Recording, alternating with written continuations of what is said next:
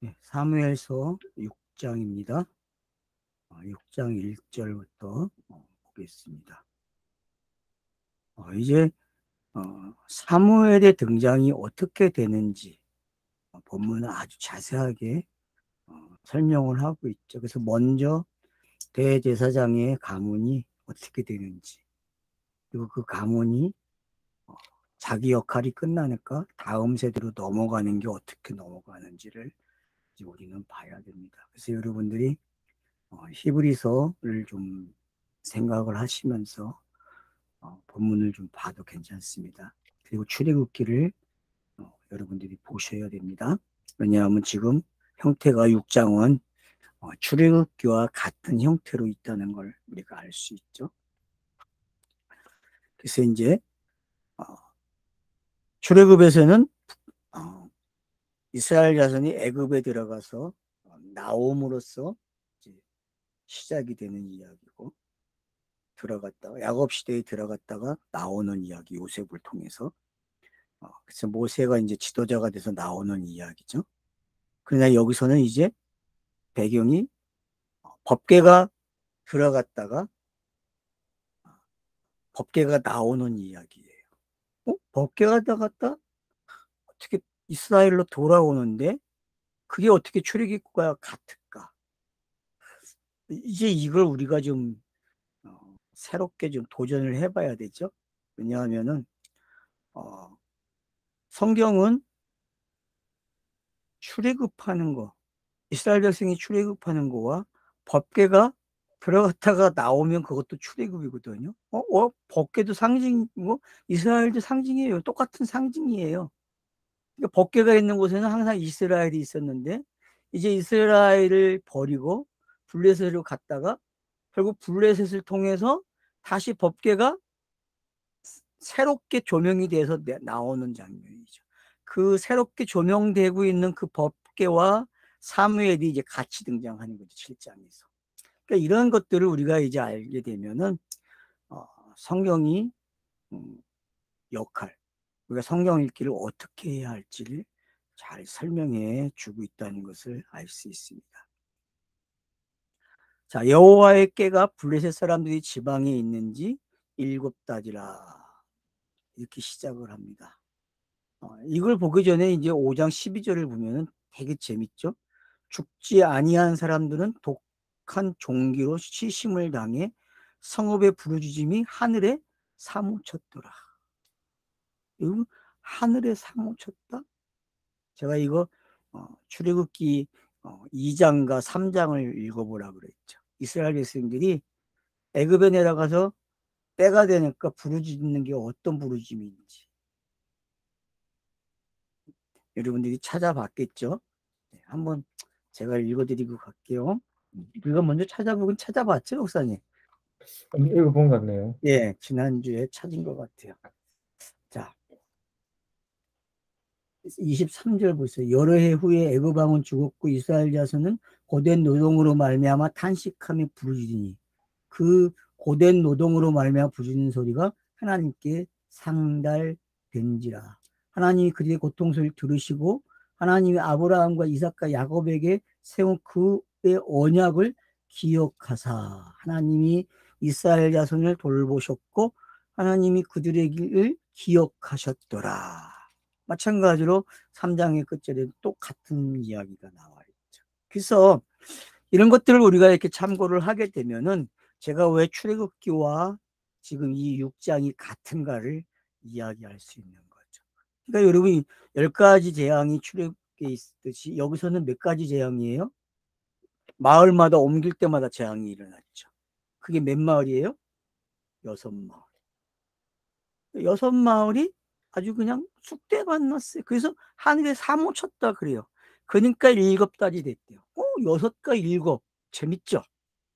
그러니까 여러분 지금 창세기의 여섯째 날, 첫째 날부터 여섯째 날까지의 일이 어떤 건지 지금 5장에 기록이 되고 있고 6장이 오늘까지 일곱째 날 안식에 대해서 이야기하고 있는 거죠. 그래서 이 안식일 날 이제 넘겨주면 7장이 팔로 받아요. 사무엘이 등장하면서. 그래서 이제 베셀바에서 부흥회를 하죠, 사무엘이. 이렇게 이제 매체가 흘러가고 있다는 것을 우리가 기억하게 되면은, 블레셋 지방에 있는지 일곱다이라는 단어가 창세기의 1장의 일곱째 날과 같다. 여러분들이 그렇게 인지를 하시면 좋겠습니다. 그것도 달과 관계되어 있어요. 그러면 여러분, 일곱 번째 달이라 뭐 별로 의미가 없죠. 우리 한글에서만. 그리고 이 달이라는 단어가 뭐 의미가 있습니까? 히브리어에서?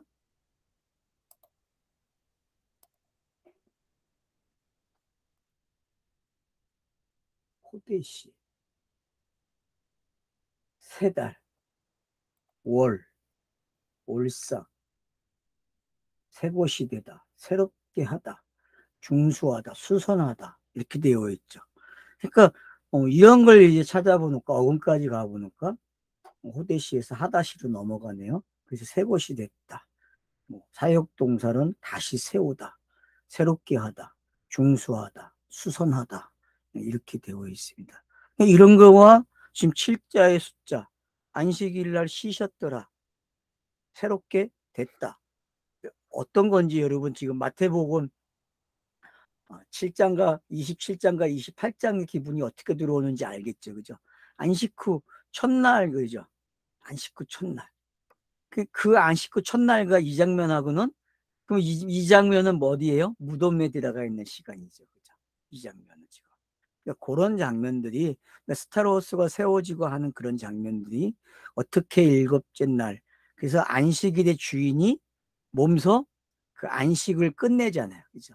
땅의 안식, 그리고 하늘의 안식으로 넘겨주는 것이 지금 본문에서도 진행이 같이 되고 있다는 것을 우리가 잘 생각해 보시면 되겠습니다. 그래서 블레셋 사람들이 제사장들과 복술자들을 불러서, 자, 마찬가지죠. 열재앙이 애굽에 임할 때에 항상 누가 등장해요? 복술자들이 등장했어요. 마술사들. 이들이 등장해가지고 모세가 하는 거 똑같이 해요. 첫 번째, 두 번째 재앙까지. 그리고 세 번째 재앙서부터 따라하지 못하죠. 그래서 여러분들이 그 출애굽께서도 열재앙을 잘 조사를 하셔야 됩니다. 어디까지가 복술자들이 따라하고 어디까지가 따라하지 못하고, 그 따라하지 못하게 하는 이유를 분명히 이야기해주고, 그리고 또 이스라엘에게만 임하고 애굽 사람에게 임하는 이게 서로 임하지 않고 임하는 이런 장면들이 왜 병행되면서 일어나고 있는지, 그런 걸 왜 강조하고 있는지, 그래서 이런 걸 여러분들이 아시게 되면은 다른 성경을 읽는데 상당한 도움이 됩니다. 그래서 여러분들이 한번 도표를 만드시면 좋아요. 좋은 책은 그게 도표화되어 있습니다, 여러분. 그래서 도표화되어 있는 책을 찾아보시든가, 아니면은 여러분들이 좀 잘 만들어 보시면 좋겠어요. 혼자 그 열재앙 도표를. 그러면 아마 여러분들이 성경 공부하는데 상당한 도움이 됩니다. 이 프리세트 같은 데 가면은 이 열장을 적는 게 있거든요. 그래서 적어가지고 뭐 차이점하고 이게 분석하게 되면은 공부가 됩니다, 여러분. 일단 그런 공부를 잘 하셔야 됩니다, 기본적으로. 그래서 그 공부를 하셨다면은 지금 이제 제사장과 복술자들이 등장했다는 걸 알 수 있죠. 그리고 그들이 어떻게 할까? 여호와께를 어떻게 할까? 그러니까 여기서 우리가 지금 관심 가져야 할 단어가 여호와라는 거죠. 앞에 보세요. 6장, 5장에서는 1절에서 뭐라고 나와요? 하나님의 꾀를 빼앗겼다 그래요. 그죠? 네? 뭐 다른 데서는 이스라엘 신의 꾀, 뭐 이렇게 표현이 돼요. 5장에서. 그러니까 여호와의 손이 또 쳤다 그리고 5장 6절에서는 그런가 하면은, 그러니까 여러분들이 10절 보세요. 10절 같은 데는 뭐예요? 하나님의 꾀, 이스라엘의 신의 꾀, 이렇게 표현이 되죠? 이스라엘의 신의 꾀 11절에서도. 근데 이제 여기 오니까 여호와께로 바뀌어요, 문장이. 그러니까 여러분, 엘로힘과 여호와라는 단어가 제가 그랬잖아요. 이건 엘로힘은 아버지, 신약에서 아버지 개념이고, 여호와는 성령의 개념이라 그랬죠. 그러면 벌써 어떤 일이 일어난 거예요? 스타로스가 세워졌어요, 어디선가. 그러니까 본문에서 여호와가 등장하고 있다. 그러면 여러분들이 어디 가서 읽어야 돼? 여호와가 창세기에서는 3장 4장이 여호와로 등장하죠. 그러니까 여호와 하나님, 엘로힘, 여호와 하나님, 여호와. 왜 창세기 1장에서 4장까지 이걸 병행해 사용했는지를 여러분이 간파하셔야 돼요. 그러면 그걸 간파하게 되면은 그 신을 전달하는 그 이름들, 자기의 역할이 있다는 거죠. 그 역할을 에베소서 1장에 기록해 놓은 거예요. 여러분, 에베소서 1장에서와 요한복음 16, 14, 15, 16, 17장에서 그게 어떻게 첨령이 됐는지 성경은 명확하게 설명을 해놨어요. 근데 그걸 자꾸 삼위일체로 가져가니까 실패를 한 거란 말이에요. 절대 여러분, 그 하나님을 설명하는 이 신의 이름들은 여러분 그 하나님의 사역을 어떻게 땅에서 펼치고 완성시키는지를 설명하는 이름들이라는 걸 기억해야 돼요. 그래서 에베소서 1장을 가지고 풀어야 되고 요한복음 14, 15, 16, 17장을 가지고 풀어야 됩니다. 그러면 풀려요, 여러분, 이름에 대해서. 그래서 그런 부분들을 여러분 잘 가지고 계셔야 구약 성경에서도 이미 이 엘로힘과 여호와 하나님, 여호와 뭐 야훼라고 그러기도 하죠. 새로운 번역한 데서는. 근데 이건 뭐 어떤 걸로 번역하는 상관은 없어요. 그러나 중요한 것은 이 교회가 말하는 이 삼위일체라는 게 어떤 교회가 생각하는 그런 신적 개념을 설명하는 장치가 아니라 땅에서 그 하나님의 사역이 어떻게 진행되는지를 그 속성을 거기에다가 놓는 거란 말이에요. 그러니까 그 하나님 속성과 완전히 설명이 안 돼요, 여러분. 그 하나님은 그렇게 표현이 되는 순간 그건 가짜예요. 그건 땅의 신이 되니까 땅의 사람들이 만드는 신개념이에요, 여러분. 그러니까 제발 여러분 삼위일체 잊어먹으세요. 교회에서 배운 거. 뭐 조직 신학을 공부하신 뭐 신학을 졸업하시고 목사님들이 되신 분들도 여러분 삼위일체만큼은 신학이 정리해 놓은 거 가지고 하시면 안 돼요. 그냥 에베소서 1장과 요한복음 14, 15, 16, 17장을 가지고 풀어내셔야 합니다. 그걸 푸시게 되면은 창세기 1, 2, 3, 4장이 왜 이렇게 엘로힘, 여호와 하나님, 여호와를 썼는지를 여러분들이 어렴풋이 들여다보게 되고 분명하게 어떤 것을 찾아낼 수 있게 됩니다. 그러면은 이 성경에 표현되고 있는 이 신들의 이름들은 결국 사역적으로만 봐야 되는구나 라는 걸 알게 될 거예요. 어떤 뭐 공리적 속성이니 뭐 비공리적 속성이니 그런 거 가르쳐 주는 거 아니에요, 여러분. 그런 거 배울 수도 없어요. 분명히 신학에서도 어떤 걸 갖다가 땅의 걸 가지고 설명할 수 없다라고 가르쳐요, 신학도요. 근데도 불구하고 모순된 막 신을 가르쳐 주고 있단 말이에요. 뭐 신이 뭐 그래서 뭐 순수한 영이라고 해서 끝나잖아요, 여러분. 순수한 영. 순수한 영. 그걸로 끝나요, 조직신학에서도 결국은. 그러니까 여러분 헤매지 마세요, 더 이상.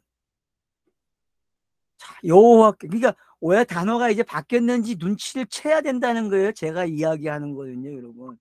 그러니까 성경 공부하실 때에 이 신의 명칭이 바뀌어 나오고 있다. 그러면 여러분들이 빨리 눈치채야 돼. 벌써 차서가 넘어왔네. 저자가 우리에게 한 차서를 넘겨줬네. 이름을 바꿔가지고 상황을 바꿔주고 있네. 그러면 성경 읽기가 더 나아지네. 더 확실해지네. 본문이 나레이터가 우리가 전달하고자 하는 메신저가 정확해진다는 거죠, 메시지가. 그런 거를 빨리빨리 이제 어느 정도 통독이 되신다면 하실 수 있다는 거죠. 그래서 이제 여호와께를 어떻게 할까 고민거리가 생긴 거예요. 블레셋이 그 깨만 가지면은 뭔 일이 되는 줄 알았어요. 그거는 마찬가지였죠. 이스라엘도 그 깨만 가지면은 그 깨만 오면 지던 전쟁도 이기고 망하던 집안이 부자가 되고 진짜 실제 부자가 된 장면들이 있어요, 여러분. 뒤에 가면 또 나와요. 그 깨를 갖다 놓으니까 부자가 됐다고 나오고 진짜 그러거든요. 다윗이 꾀를 갖다가 드리다가 못 드리잖아요, 첫 번째. 그래서 그 어디에 갖다 놓으니까 거기에 부자가 되잖아요, 그 집이.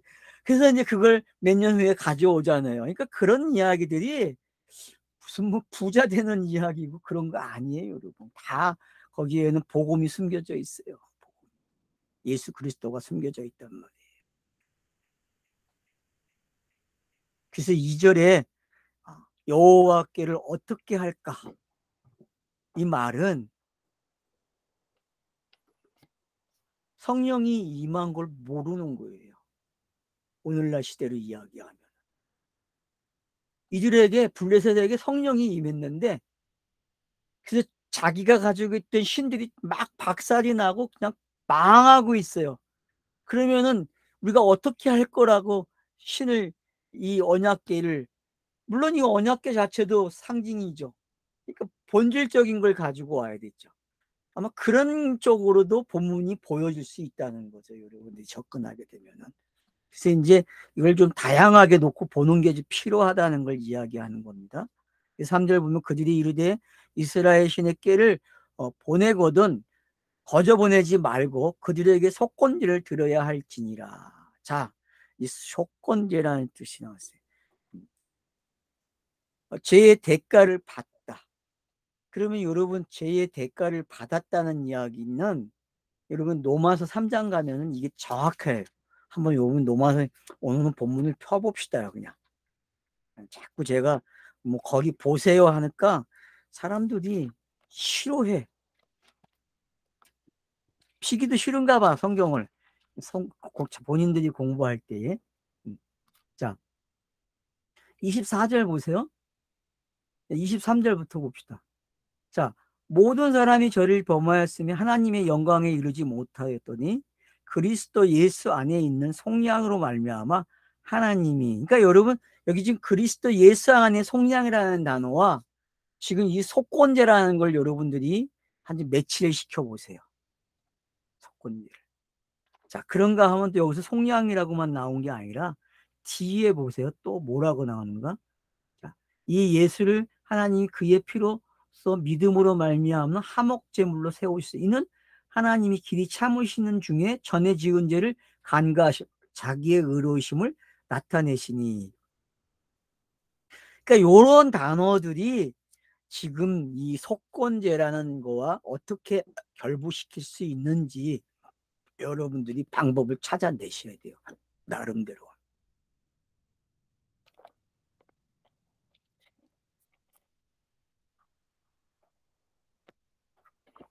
그래서 사람들이 5대 제사에서도 속죄제가 있고 속건제가 있잖아요. 속건제 그러면은 뭐 대가를 지불해야 된다 그러는데 그러면 뭐 어떤 사람에게 지불하는 걸로 배우잖아요. 왜냐? 번역들을 다 그렇게 해놨으니까. 사람들이 번역을 다 그렇게 해놨다. 근데 이거는 어떤 사람에게 지불하는 게 아니에요. 사람과 사람 관계에서. 이건 신이 사람에게 주는 거예요. 사람에게 신이. 그래서 인자 예수가 와서 그걸 감당하는 거예요, 여러분. 그럼 왜 신이 인자 예수를 보내야 할까요? 그거는 진리가 땅에 오니까 진리가 아니야. 이상해졌어. 그걸 뭐라 그래요? 죄라 그런다니까요. 신지식이 없으니까 죄죠. 그래서 신지식을 갖게 하기 위해서는 뭐가 필요해요? 속량, 속건제가 필요하단 말이에요, 여러분. 그러니까 번제, 하목제, 속죄제, 소제가 있네. 번제, 소제, 하목제, 속죄제, 하목제, 속건제 이렇게 들어가죠. 하여튼 5대 제사가 있는데 그 5대 제사는 그건 다 하나님이 신이 하는 거예요. 신이. 그래서 아버지가 얘기하면 아들이 그대로 응하게 되고 그 아버지가 말한 그 5대 제사를 다 누가 가져가요? 아들이 가져가는 거예요. 그리고 아들이. 그걸 수고하고 무거운 짐 졌다 그러죠. 그러니까 속건제는 수고하고 무거운 짐이에요, 여러분.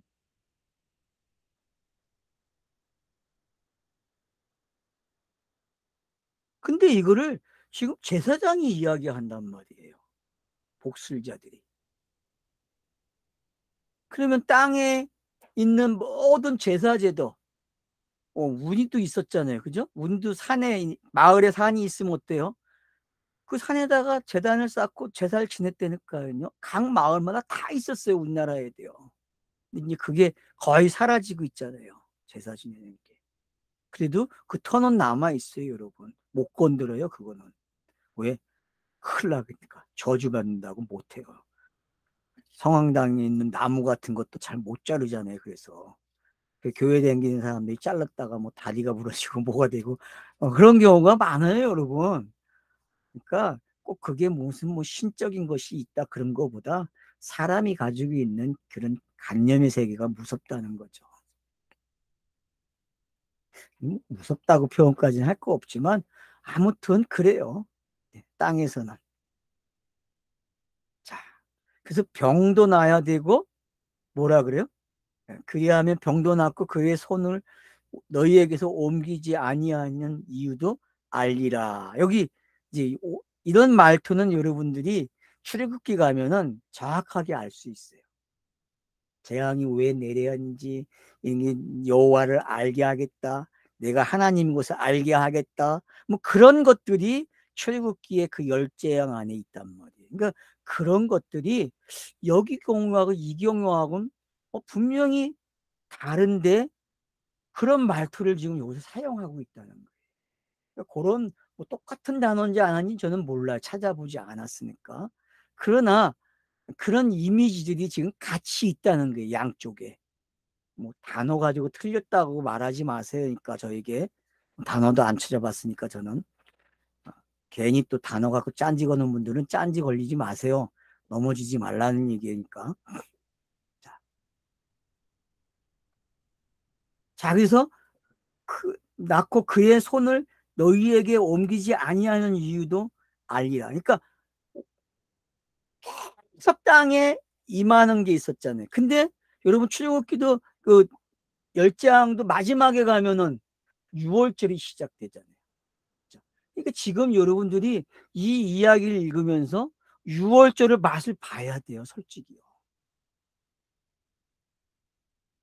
그러니까 이런 제한들이 어떻게 생기면서 정확하게 6월절로 그 베세메스로 가는 그 암송아지가 엄마 소가 젖이 젖이 막 흐르는 암소잖아요. 그 암소가 여러분, 응? 결국은, 응? 6월절 어린 양이잖아요. 6월절 어린 양. 여러분 그렇게 매치가 돼야 된다니까요, 이게. 자, 그들이 이르되 무엇으로 그에게 드릴 속건제를 삼을까 하니 이르되 블레셋 사람의 방백의 수호대로 금독종 5개와 금지 5마리여야 하리니. 제가 아까 6이라고 했는데 다섯 족속이네요. 그러니까 다섯. 예, 그래서 다섯. 그러면 이제 여러분이 십계명을 둘로 나누죠. 다섯. 그냥 그렇게 보셔도 돼요. 이게 십계명이에요, 여러분.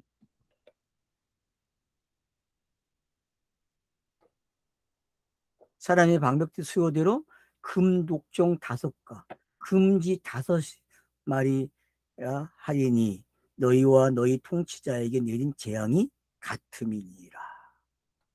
그래서 블레셋 온 땅에 어떤 재앙이 임했는지를 정확하게 표현해주고 그 죗값을 치르기 위해서 한 마을에 하나씩 탁탁탁 가져오라는 거죠. 2종류를. 그래서 독종이 뭔지, 쥐가 뭔지, 뭐 여러분들이 뭐 한번 보시면 좋겠네요. 자, 뭐 여기 보면 뭐 금지에 대해서, 응? 네. 금으로 만든 들쥐를 말한다. 뭐 그렇게 이야기해요. 속건제물로 지형상이 마련된 것은 아마도 당시 독종의 쥐에 의해 전염된 질병이었을 것으로 본다. 뭐 학자들은 그렇게 표현해요. 근데 뭐 그게 과연 맞을까요? 학자들도 결국은 어근까지 안 찾아본 사람들이니까요. 이 사람들도.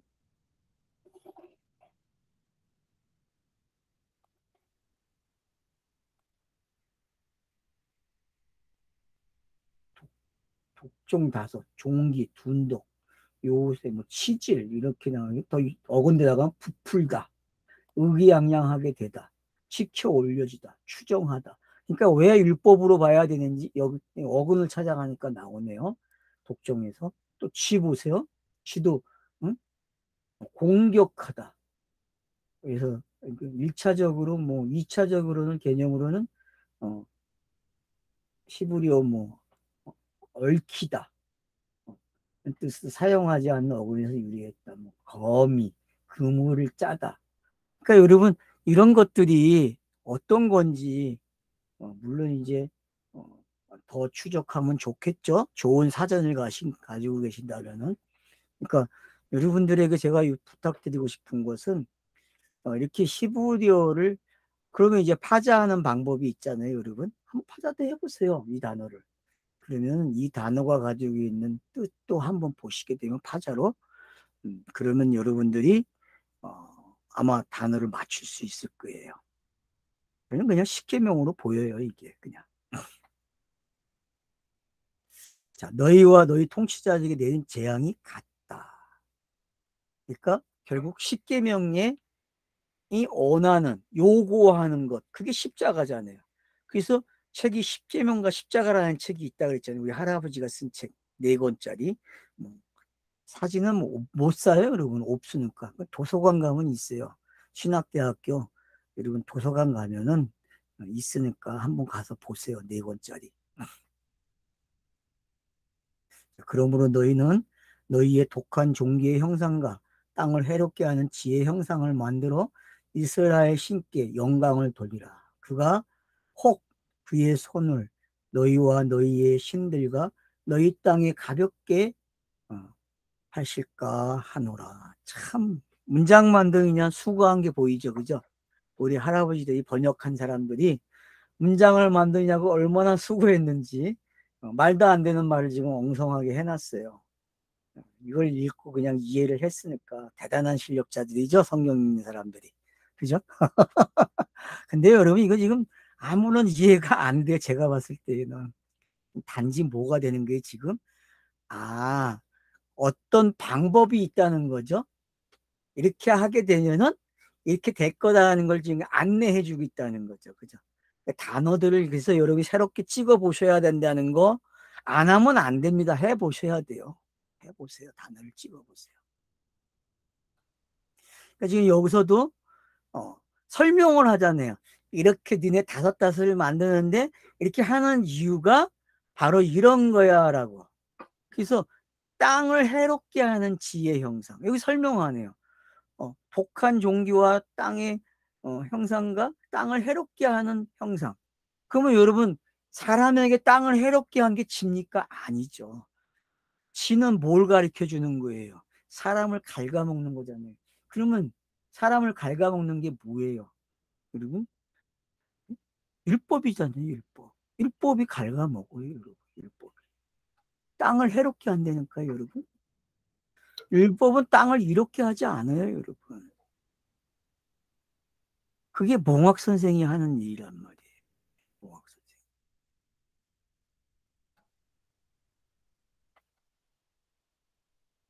자, 그래서 여기 이제 예를 들어줍니다. 애굽인과 바로가 그들의 마음을 완악하게 한 것 같이 어찌하여 너희가 너희의 마음을 완악해 하게 했느냐. 그가 그들 중에 재앙을 내린 후에 그들이 백성을 가게 함으로 백성이 떠나지 아니하였느냐. 자, 그러니까 여러분 제가 왜 출애굽기를 보라고 했는지 이해가 되죠? 그러니까 여러분들이 출애굽기 최소한 5장에서 11장, 12장까지는 보셔야 된다는 거예요. 그걸 읽으셔야만 그나마 지금 이 6장이 이해가 되는 거예요. 성경을 이걸 딱 듣다가 여러분 멈추시고 출애굽기를 딱 펴놓고 읽으세요. 6장부터 11장까지. 그래야 여러분들이 이래서 이게 읽어야 되는구나 라는 걸 알게 돼요. 그러면 이제 줄이 쳐지게 되고 지금 이해도가 빨라지고 근데 왜 상황을 이렇게 바꿔놨지? 거기서는 이스라엘 백성이 애굽 법궤 들어가서 애굽이 저거 되는데, 이거는 법궤만 들어갔는데, 법궤로 혼을 나는데 애굽과 똑같이 취급을 해주고 있어요. 참 신기하죠, 여러분? 안 그렇습니까? 예? 아니, 이 여호와의 궤가 뭐라고 왜 이스라엘하고 똑같아요? 어떤 상징성인지 이제 알아야 된다니까요. 여기서 여러분들이 꾀에 대한 방법을 좀 여러 가지로 과거에 가졌던 거에서 좀 많은 걸 좀 퍼뜨려 보세요. 생각 주머니를 넓히셔야 돼요. 이게 배웠던 걸로만 가지고 있으면 안 풀립니다, 여러분. 꼭 이렇게 계속 적어보세요. 아무거나 그냥 막 적어보세요. 그러다 보면 걸리는 게 분명히 있어요. 그러면 그게 여러분 거 되는 거예요. 그래서 애굽을 바로를 왜 예를 들었는지 지금 나레이터가 우리에게 제사장과 복술자들을 통해서 해주고 싶은 말을 이렇게 풀어놓는 거예요. 지금 알아들으시겠어요? 여러분? 이걸 알아먹어야 돼요. 이거를.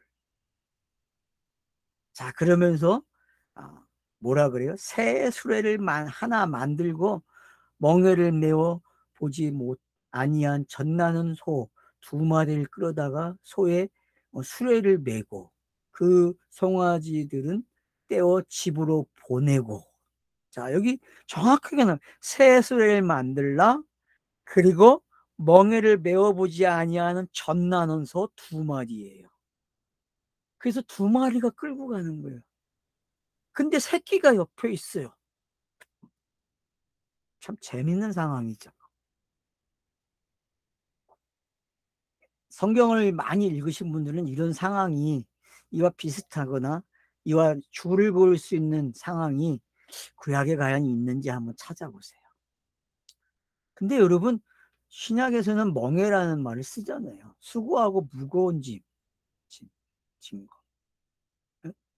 그게 그 수고하고 무거운 짐이 뭐예요? 소의 멍에잖아요, 여러분. 소의 멍에. 그러면은 여러분, 히브리어의 첫 번째 단어, 알파벳의 첫 번째 단어, 그 첫 번째 단어가 뭐예요, 여러분? 소잖아요, 소뿔. 그리고 두 번째 단어가 뭐예요? 베트, 성전. 성전이잖아요, 성전. 집이잖아요. 그러니까 지금 여러분들이 그 내려온 그 성전이 짐이 돼버린 거예요, 여러분. 그러니까 왜 예수가 자신이 성전이 되는지 이해가 되죠. 그런 개념들까지 지금 여러분들이 함께 가지고 계셔야 돼요. 그러니까 수고하고 무거운 짐이라는 걸 여러분들이 너무 가볍게 이해하면 안 돼요. 교회 방식으로, 여태껏 신앙생활 해왔던 방식으로. 거기에는 엄청난 것들의 양이 들어가 있어요. 그거를 충분하게 이해를 하셔야 한다는 겁니다. 네, 쉬었다가 하죠.